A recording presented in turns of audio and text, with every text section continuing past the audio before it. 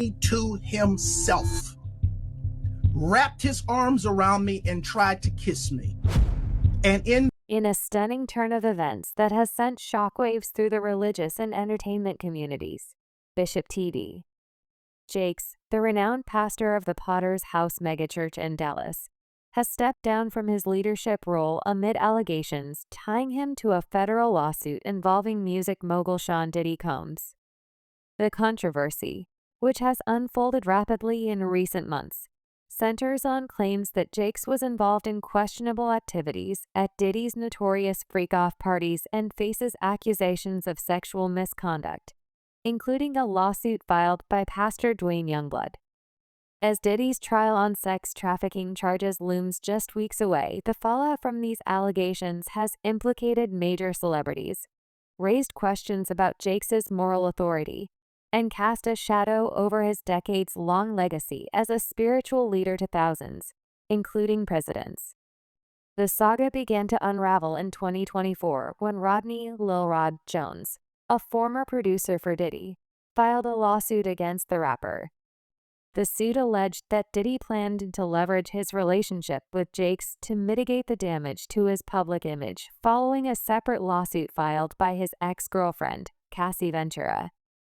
Ventura's lawsuit, which accused Diddy of abuse, violence, and sex trafficking, set off a chain reaction of legal and public scrutiny. According to Jones, Diddy sought to use Jakes' influence as a prominent religious figure to soften the blow of these allegations, offering financial incentives for Jakes to publicly support him. This claim alone was enough to raise eyebrows, but the allegations grew more serious as additional details emerged.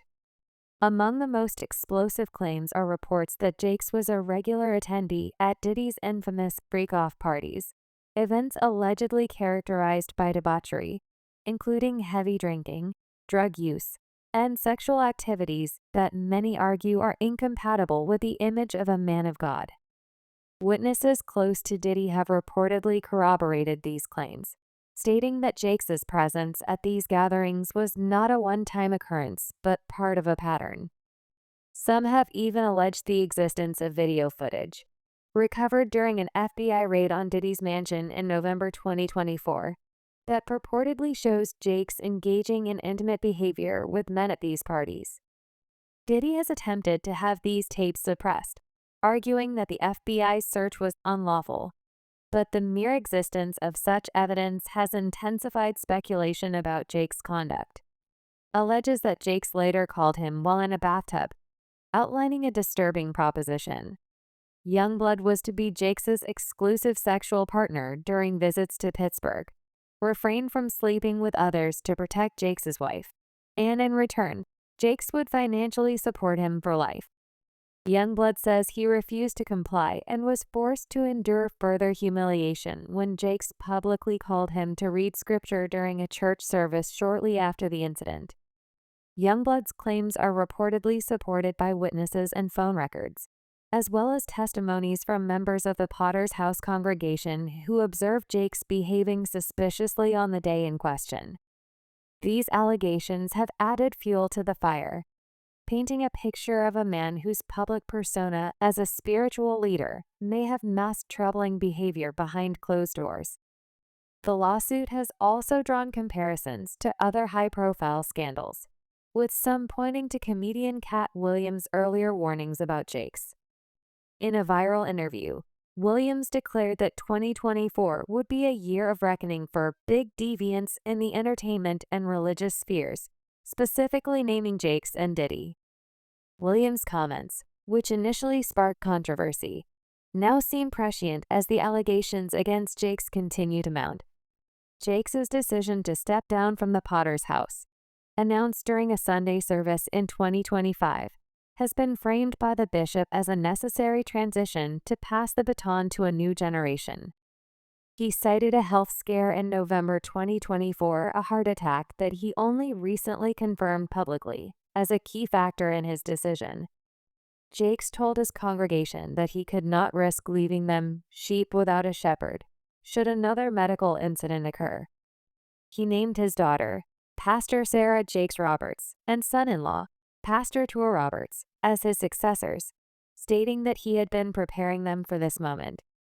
However, the timing of his resignation, coming just one day after Diddy reportedly rejected a plea deal in his sex trafficking case, has raised suspicions that Jakes' departure is less about health or succession and more about distancing himself from the growing scandal. The Potter's House, founded by Jakes in 1996, is a multi-billion-dollar institution, and Jakes is acutely aware of the potential fallout from these allegations. By relinquishing leadership, he may be attempting to shield the church's reputation and financial stability from the repercussions of a possible indictment. The church's vast influence, coupled with Jakes' role as a spiritual advisor to presidents and a voice to millions, makes the stakes of this controversy extraordinarily high. The religious community, which has long viewed Jakes as a beacon of faith and morality, is grappling with the possibility that his legacy may be irreparably tarnished. The connection to Diddy has only deepened the intrigue. As Diddy's trial approaches, set to begin on May 5, 2025, the rapper faces mounting legal challenges. Federal prosecutors have charged him with 5 counts related to sex trafficking, and a judge has ruled that key evidence, including a 2016 hotel surveillance video showing Diddy assaulting Cassie Ventura, will be admissible. Cassie's testimony is expected to be a cornerstone of the prosecution's case, with the singer opting to testify under her real name rather than anonymously, unlike other alleged victims. Her decision to come forward publicly, combined with her status as a well-known figure, is likely to carry significant weight with jurors. Diddy's legal team has attempted to delay the trial, citing the need for more time to prepare a defense against new charges added on April 4, 2025. However, the judge denied the request, ensuring that jury selection will proceed as scheduled. The defense has also floated the argument that Diddy's mental capacity was diminished due to drugs and alcohol at the time of the alleged crimes, a claim prosecutors have moved to suppress by barring testimony from a defense psychiatrist. Additionally, Diddy's attorneys have raised concerns about the admissibility of evidence related to uncharged conduct, arguing that it could significantly prolong the trial and hamper their ability to mount a defense. The fallout from Diddy's legal troubles has extended beyond Jakes. High-profile figures, including Will Smith, Ellen DeGeneres, and even Diddy's longtime law firm, Grubman, Shire, Meiselas & Sachs, have distanced themselves from the rapper. The law firm, which has represented Diddy for over 20 years, reportedly dropped him as a client after pressure from singer Lady Gaga, who threatened to leave unless they severed ties. One of Diddy's attorneys, Anthony Ricco, also withdrew from the case in February 2025, citing unspecified reasons related to attorney-client privilege. These defections and the growing perception that associating with Diddy is a liability, as the rapper's once powerful network crumbles under the weight of the allegations. For Jakes, the allegations have also brought renewed attention to his family. In 2022, his former son-in-law, Richard Brandon Coleman, was arrested for the alleged molestation of a child, identified by family members as his adopted daughter. The case, which resurfaced in light of the current scandal, has added another layer of scrutiny to Jakes' inner circle.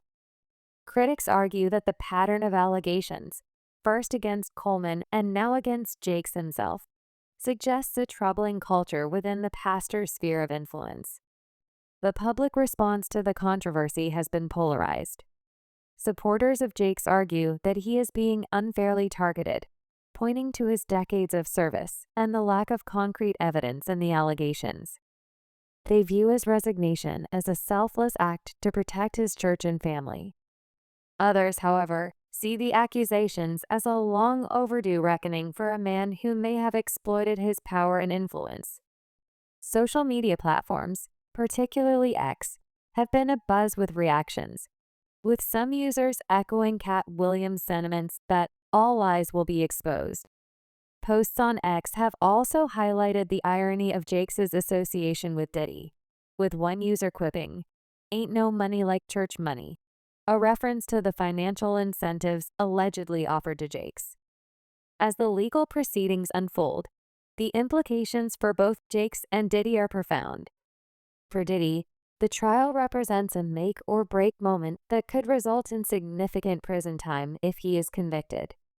For Jakes, the allegations threaten to dismantle a legacy built over decades, raising questions about the intersection of faith, power, and accountability. The religious community, already reeling from the shock of Jakes' resignation, now faces the challenge of reconciling his contributions with the disturbing accusations against him. With Diddy's trial just weeks away, the world is watching closely. The outcome will likely determine not only the fate of the rapper, but also the extent to which Jakes' reputation can be salvaged. As new details emerge, including the potential release of the alleged tapes from Diddy's mansion, the scandal is poised to deepen, exposing the complexities of fame, faith, and the pursuit of redemption in the face of damning allegations. For now, the story is far from over, and its next chapter promises to be as riveting as it is unsettling.